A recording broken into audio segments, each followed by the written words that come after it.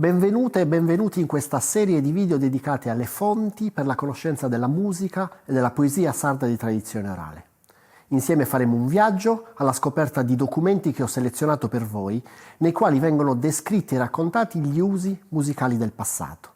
Si tratta di opere letterarie, cronache, documenti notarili, redatti tra il Seicento e l'inizio del Novecento da intellettuali, viaggiatori, funzionari governativi e sacerdoti, che nelle loro opere hanno descritto pratiche e contesti della nostra cultura musicale.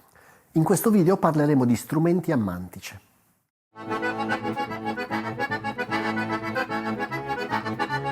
Gli strumenti a mantice, quindi le fisarmoniche e gli organetti diatonici, sono strumenti nati in epoca industriale, sviluppatisi in diversi paesi europei attorno alla metà dell'Ottocento. In Italia vengono commercializzati su larga scala dal marchigiano Paolo Soprani a partire dal 1863. In breve tempo, organetti e fisarmoniche entrano in uso nelle musiche popolari europee e verso la fine dell'Ottocento arrivano anche in Sardegna. Qui vengono adattati alle tradizioni musicali locali. Si sviluppano repertori, stili e tecniche esecutive specificamente sarde. Oggi sono gli strumenti più diffusi per l'accompagnamento del ballo sardo dal nord al sud dell'isola. Charles Edwards fu uno scrittore e viaggiatore inglese attivo nella seconda metà dell'Ottocento, noto soprattutto per i suoi scritti di letteratura di viaggio.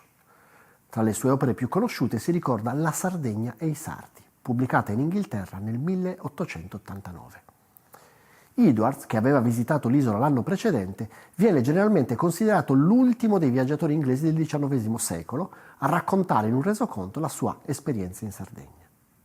Il suo resoconto è particolarmente interessante perché documenta la presenza degli strumenti a mantice già alla fine degli anni '80 dell'Ottocento, non in un contesto urbano, ma all'interno di una festa rurale.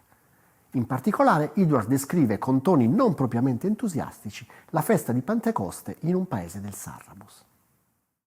Di sera, i giovani di San Vito trincarono abbondantemente dell'ottimo vino di Ogliastra e fino alle 2 del mattino confortarono i loro animi turbati con l'uneddas e fisarmonica, girando per le strade del paese e ripetendo canzoni più tristi dell'ululato di un cane, che avrebbero costretto l'infelice ascoltatore a elencare la lista dei propri peccati e farne penitenza vestito di sacco e col capo cosparso di cenere.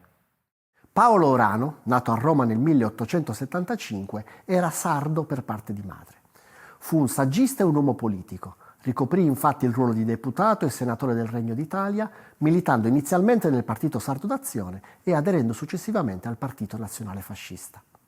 Fu inoltre docente di storia del giornalismo e in seguito rettore dell'Università di Perugia. Fra le sue opere giovanili figura una Psicologia della Sardegna, pubblicata a Roma nel 1896, frutto di un viaggio di studio nell'isola compiuto per conto della Società di Antropologia. Si tratta di un'opera molto discussa, nella quale Orano insiste sulla arretratezza di alcune aree della Sardegna, attribuendola non solo a fattori storici e politici, ma anche a presunte ragioni etniche. Nella Psicologia della Sardegna, Orano dedica ampio spazio al ballo e al canto, che considera tra le espressioni più interessanti e originali della cultura sarda, pratiche comunitarie capaci di coinvolgere uomini e donne di tutte le età. I balli osservati da Orano durante il suo viaggio alla fine dell'Ottocento sono soprattutto balli all'organetto. Particolarmente interessante la descrizione del ballo che Orano osserva nel paese di Padria. Il suonatore era un bel pezzo di pastore barbuto e cupo, accoccolato per terra alla turca, diciamo pure alla sarda, e nelle mani un organetto, il sonetto. Si allungava e si ritirava, si torceva ad un tratto, ricominciando ed arrestandosi con una regolarità di tempi, di ritmi ed una eguaglianza di riproduzioni armoniche così perfetta che ispirava ammirazione subito, sin dalle prime note. Ad un tratto l'organetto complica la sua armonia. È una catena di note lunghe, tenute, ritornanti, spiccanti da un frastuono basso ed incompressibile di accordi che non variano.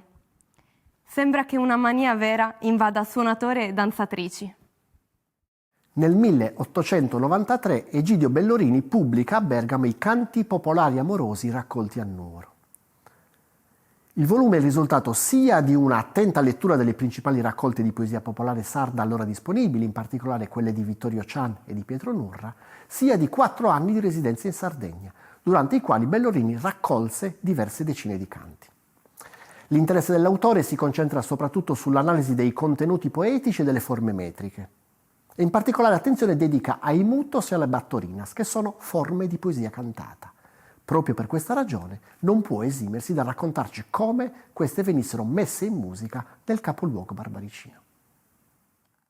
I mutos, a Nuoro almeno, sono per lo più cantati dalle donne. Le donne cantano i mutos mentre attendono alle faccende domestiche e ai lavori agricoli. Gli uomini per lo più disprezzano i mutos. Essi preferiscono le battorinas, che si cantano al suono della chitarra o dell'organino, organeddu, e le cantones, da cantare in coro la sera, sotto le finestre delle ragazze. Questa femminilità dei mutos influisce naturalmente sul loro contenuto, mentre le battorinas, e qualche volta anche le cantones, sono spesso in tutto o in parte oscene, nei mutos raramente si trovano delle espressioni che non siano caste.